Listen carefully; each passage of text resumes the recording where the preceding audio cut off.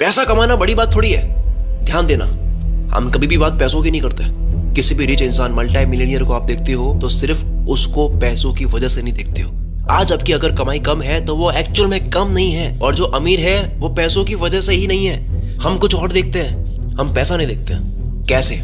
ये मैं क्या बोल रहा हूँ अजीब सा। मैं इसी तरीके से सोचता हूँ, और वास्तव में ऐसा सोचने से मेरा काम करने का तरीका, सोचने का तरीका पूरी तरह से बदल गया। अगर कोई इंसान 10 लाख कमाता है, आप कहोगे 10 लाख तो यार बहुत अच्छी रकम है। अगर मैं कहूँ 10 लाख कमाता है 10 साल में, साल का 1 लाख, महीने का 8,300, बताओ अच्छी रकम है? अब आप बताओ, आप कहाँ देखते हो? हम पैसों में नहीं, टाइम में बात करते हैं। यही 10 लाख 1 साल का अच्छी कमाई है, महीने का बहुत अच्छी कमाई है। 1 घंटे की 10 लाख कमाई, दिमाग हिल जाएगा। हमें ये बात पता है कि सोचने के तरीके को बदलने से हमारे एक्शन लेने का तरीका बदल जाता है, और इस तरीके से टाइम को समझने से आपका टाइम को देखने का नजरिया बदल जाएगा। अगर मैं कहूँ 20 रुपए की कमाई क्या होती है, एक राइटर है, उसके इंटरनेट पर अगर कोई बुक खरीदता है तो वो एक बुक की सेल का 20 रुपए कमाता है, 15 रुपए 20 रुपए कमाता है। इतना बड़ा साउंड नहीं करता है, पर जैसा मैंने कहा कि टाइम ऐड करने से पूरी बात बदल जाती है। अगर उसे 1 लाख कमाना है तो उसको कितनी कॉपीज बेचनी होगी? 5,000। अब ये 5,000 लोग कितने समय में इसकी बुक खरीदते हैं, इससे डिफाइन होगा कि ये ज्यादा कमा रहा है या कम कमा रहा है। 20 रुपए से डिफाइन नहीं होगा। कितने समय में कितने लोग खरीद रहे हैं उससे डिफाइन होगा। 5,000 लोगों को बेचने में अगर 1 साल लग गया तो महीने की कमाई हुई 8,300, और वही 5,000 महीने में बेचे तो महीने का 1 लाख। एक दिन में दिन का 1 लाख, महीने का 30 लाख। एक दिन में 5,000 बेचे तो महीने का 30 लाख। आपको ये फैक्ट पता है, ये करोड़ों रुपए कमाने वाले जो बुक के ऑथर्स होते हैं, इनकी रॉयल्टी कितने % होती है? जिनकी बुक्स आप पढ़ते हो, जो एक बुक को लॉन्च करने के बाद में मल्टी करोड़ कमाते हैं, इनके परसेंटेज कितने होते हैं? 10%। अगर 200 रुपए की आप बुक इनकी खरीदते हो, डिलीवरी चार्ज भी पे करके 250 रुपए पे करते हो, इनकी जेब में कितना जाता है? जिसने लिखी है 20 रुपए। तो साबित हो रहा है ना कि time is more important than money. इस तरह से सोचने से आपका ध्यान ऑटोमेटिकली 3 चीजों पर आ जाएगा। नंबर 1, आप कभी भी जो काम, जो टास्क कोई भी कर सकता है वो आप खुद नहीं करोगे, आप अपनी टीम बनाओगे। आप अपने आप सोचने लग जाओगे कि यार टाइम इज मोर इंपॉर्टेंट, पैसा नहीं बचाना है, टाइम बचाना है, टीम बनाने लग जाओगे। दूसरा, आप कभी भी पैसों के बारे में नहीं सोचोगे, वक्त के बारे में सोचोगे। पैसा बढ़ाने के बारे में मत सोचो, उसी पैसे को और कम टाइम में कमाने के बारे में सोचो। किसी चीज को करने से आप 10,000 कमाते हो फॉर एग्जांपल, तो 20 के बारे में नहीं सोचना है। उस 10 को अगर 10 दिन में कमाते हैं तो 5 दिन में कैसे कमा सकते हैं वो सोचो। फिर उसको 1 दिन में, फिर 1 घंटे में। क्यों नहीं? है ना पॉसिबल? कोई तो कमा रहा है दुनिया में, पॉसिबल तो है ना, इम्पॉसिबल तो नहीं है। क्यों नहीं हो सकता? हो सकता है, कोई तो कर रहा है, उसने भी तो करा है। किसी भी इंसान ने पैसों से ज्यादा अहमियत अगर टाइम को दी है, वो आगे ही जाता है। नंबर 3, ऐसा करने से आप तेज चलोगे, क्योंकि कीमत उस इंसान की नहीं है जो 1 करोड़ कमाता है। 1 करोड़ कितना बड़ा है?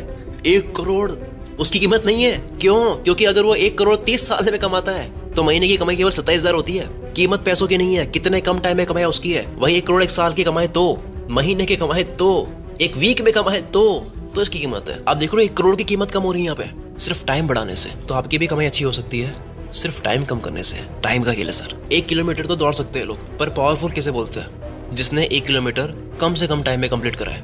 रिकॉर्ड ब्रेकिंग चीज क्या होती है?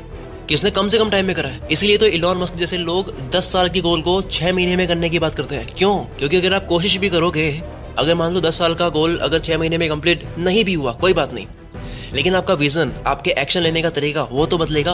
दूसरों से आप कुछ तो आगे होगे। ऐसा सोचने से कि 10 साल के बाद में मैं जहां हो सकता हूँ वो मुझे 6 महीने में पहुंचना है, आपके एक दिन की प्राइस बढ़ेगी। जो 3652 दिनों में यानी कि 10 साल में पाना था, उसको अब आपको 180 दिनों में पाना है।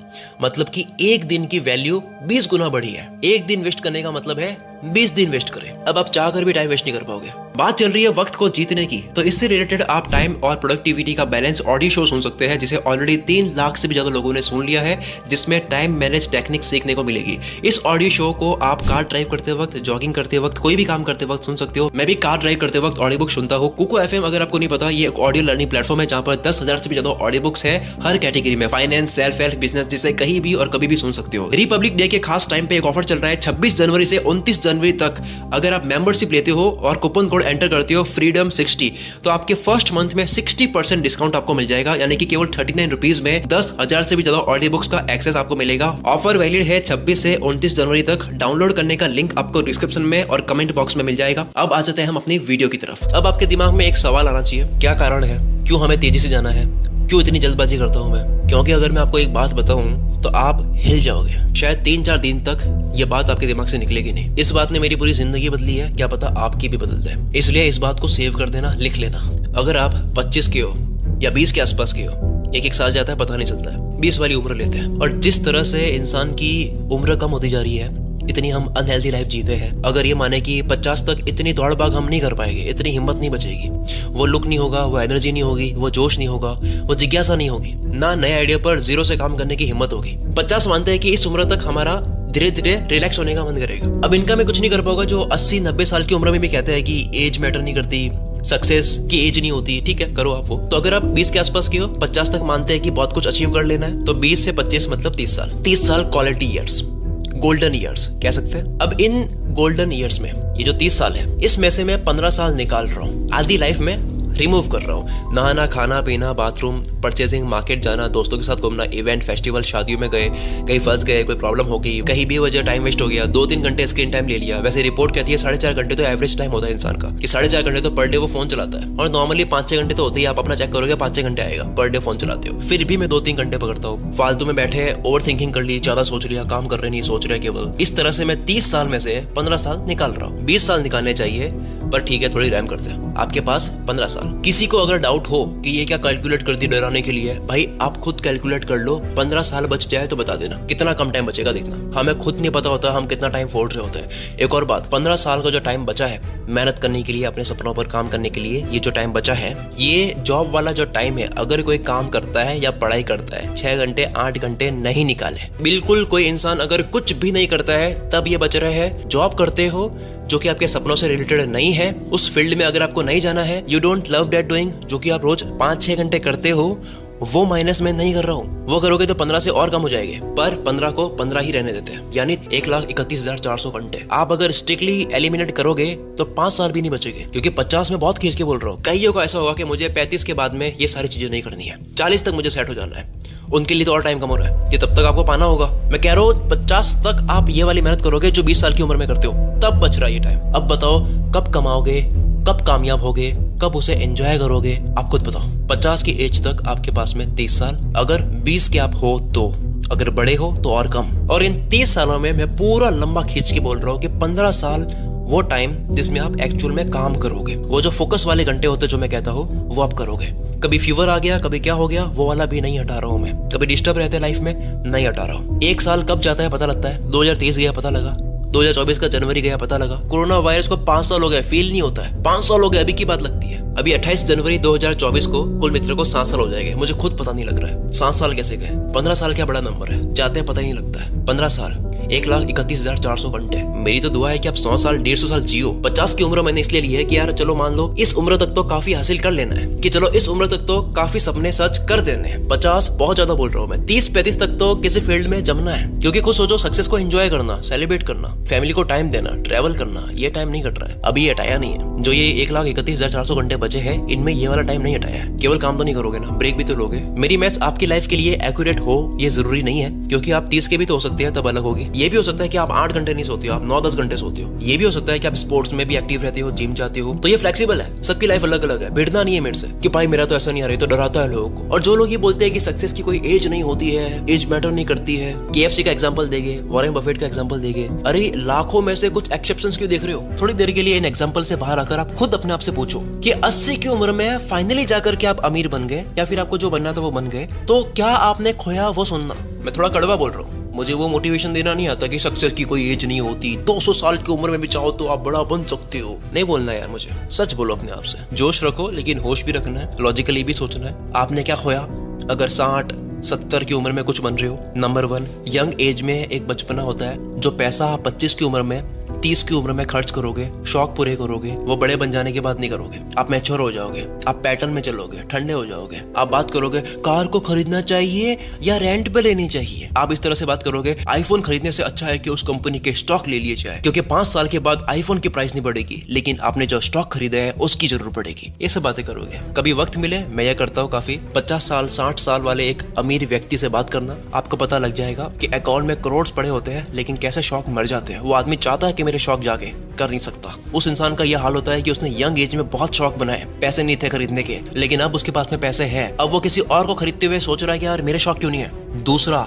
अगर आप शादी करोगे तो वो जो स्टार्टिंग के 10 साल होते हैं शादी के बाद वाले, वो 10 साल जिस तरीके से आप घूमोगे, मजे करोगे, अपने बच्चों को बड़े होते हुए देखोगे, उनको जिस तरह की एजुकेशन दोगे, वो आप बाद में नहीं कर सकते। जो अपने बच्चों की परवरिश अपने यंग एज में कर सकते हो वो आप तब नहीं कर पाओगे। तीसरा, यंग एज में अगर आप अमीर बन जाओगे, बहुत ही पेनफुल पॉइंट है ये। आई एम रियली सॉरी अगर मैं ये टच कर रहा हूँ कि अगर आप यंग एज में अमीर बन जाओगे तो आप जल्दी ही अपने पेरेंट्स को अच्छी जिंदगी दिखा सकते हो। अगर आप 50 की उम्र में कुछ बन रहे हो, सोचो क्या आप अपने पेरेंट्स को वर्ल्ड टूर करवा पाओगे जब वो काफी एज में हो चुके होंगे? सोचो तब वो बड़े घर में अच्छे से एंजॉय कर पाएंगे जब उनकी बहुत एज हो चुकी होगी? क्या ये एक बात काफी नहीं है आपको बहुत मेहनत करवाने के लिए? क्या उनको देख के नहीं लगता कि अब बस कुछ ही साल के बाद में इनको अच्छा वक्त दिखाना है? या फिर वही एग्जांपल लेने हैं कि सक्सेस की एज नहीं होती, फिर 60 साल में आप बन रहे हो कुछ। चौथा, इस दुनिया में सबसे ज्यादा खुश करने वाली चीजें जितनी भी होती है, मटेरियलिस्टिक चीजें जितनी भी होती है, वो यंग एज में ही खरीदने वाली बनी है। जैसे एक्सपेंसिव कार, बड़ा घर, अच्छा मोबाइल, गैजेट, ट्रैवल करना। 60 की उम्र में आप सस्ता सुंदर टिकाऊ की बातें करोगे, पड़े अकाउंट में पैसे, लेकिन नहीं, आपकी सोच होगी कि यार ये भी तो कार वहां ले जा रही है और ये भी कार वहां ले जा रही है, तो क्यों खरीदूं? आप सोचोगे कि यार ये वॉच और ये वॉच, ये 10,000 की है,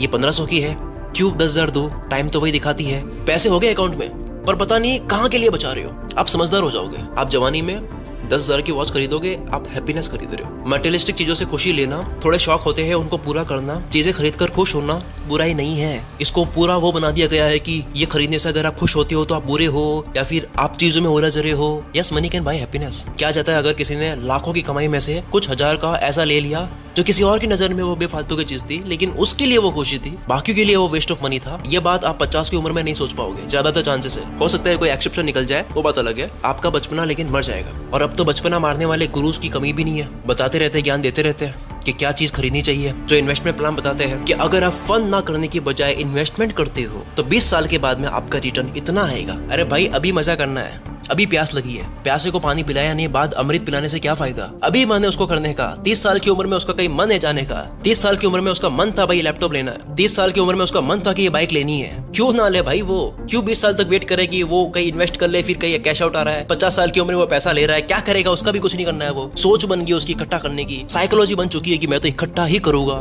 एक ऐसा टाइम आता है, मैंने देखा है, मैंने ऐसे बहुत लोग देखे, इसलिए बोल पा रहा हूँ। ये कोई कंटेंट नहीं है जो मैंने कहीं पढ़ा है, ये मेरा पर्सनल ऑब्जर्वेशन है। तो ये पीओवी है। क्या है? ये इकट्ठा करने की ऐसी सोच होती है कि 2000 रुपए खर्चने की भी हिम्मत नहीं होती एक टाइम के बाद। और ये वो लोग देखे हैं जो 100 करोड़ 200 करोड़ उनकी जमीनें पड़ी है, लिक्विड में भी पैसा अकाउंट में करोड़ में पड़ा है, 2000 खर्चने की हिम्मत नहीं होती। मोबाइल टूट रहा है, 5 साल हो गए, भीख मांग रहा है कि भाई मुझे छोड़ दे, अब मैं हो गया पुराना, लेकिन तब भी नहीं बदल रहा है। मैं इस वीडियो से माफी चाहता हूँ अगर कोई बात गलत लगी है। मेरा उद्देश्य सिर्फ इतना था कि आप जितनी जल्दी हो सके उतनी ही जल्दी अपनी कामयाबी की तरफ जाओ। वक्त बहुत कम है। मैं आपको एंजाइटी देने नहीं आया हूँ। ऑफ कोर्स आपको शांति से भी कभी कभी बैठना चाहिए, वक्त फोड़ो कभी कभी, ये भी अच्छी बात है, टाइम पास करना भी। लेकिन जिंदगी में अगर आप टाइम पास कर रहे हो तो कोई दिक्कत नहीं है, लेकिन जिंदगी को ही टाइम पास बना लो तो दिक्कत है। जो आइडिया आया है शुरू करो, वक्त कम है, टालो मत, आलस मत करो, ज्यादा मत सोचो, कूद जाओ। क्योंकि सबसे अच्छे कूदने का वक्त क्या होता है पता है? सबसे अच्छा कूदने का वक्त तब होता है जब आपका दिमाग बार बार आपको ये बोलता है कि यार ये सही वक्त नहीं है कूदने का। क्योंकि अगर आप सही वक्त का इंतजार करोगे मेहनत के मैदान में कूदने के लिए,